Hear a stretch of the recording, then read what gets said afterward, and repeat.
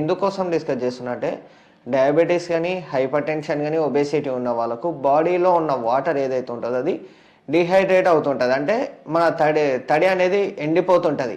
అట్లా ఎండిపోకుండా హైడ్రేషన్లో ఉండాలి అంటే పచ్చిగా ఉండాలి అంటే వాటర్ మనం ఫుడ్ అనేది ప్రాపర్గా తీసుకోవాలి. టైం టు టైం అనేది మెయింటైన్ చేయాలి.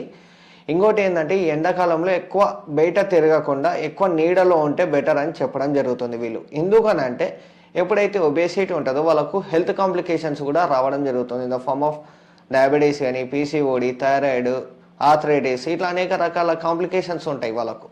సో దాని నుంచి ఇంకోటి వాళ్ళ బాడీ కూడా ఆ టైంలో సహకరించదు. వాళ్ళ బాడీ ఇంకా అప్పుడు వాటర్ని కోరుకుంటుంటుంది.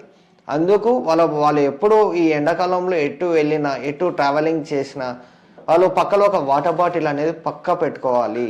ఎందుకనంటే ఎప్పుడైతే బాడీ ఎండకపోతుందో నథింగ్ బట్ డిహైడ్రేట్ అవుతుందో అప్పుడు వాటర్ తాగడం వల్ల వాళ్ళ బాడీకి సఫిషియంట్ ఆఫ్ వాటర్ న్యూట్రియంట్స్ అనేది ఇచ్చిన వాళ్ళు అవుతారు. మరి ఇంకోటి ఎక్కువ ఏ దాంట్లో వస్తుంది అంటే వాటర్ తీసుకోవచ్చు. ఇప్పుడు లేదు వాటర్ క్యారీ చేయలేము అనుకుంటే షుగర్ కేన్ జ్యూస్ కానీ లేదా ఫ్రూట్ జ్యూసెస్ కానీ లేదా ఫ్రూట్స్ లైక్ ఆరెంజ్ కానీ వాటర్ మిలాన్ కానీ మస్క్ మిలాన్ కానీ ఇలాంటి ఫ్రూట్స్ అనేది తీసుకోవాలి.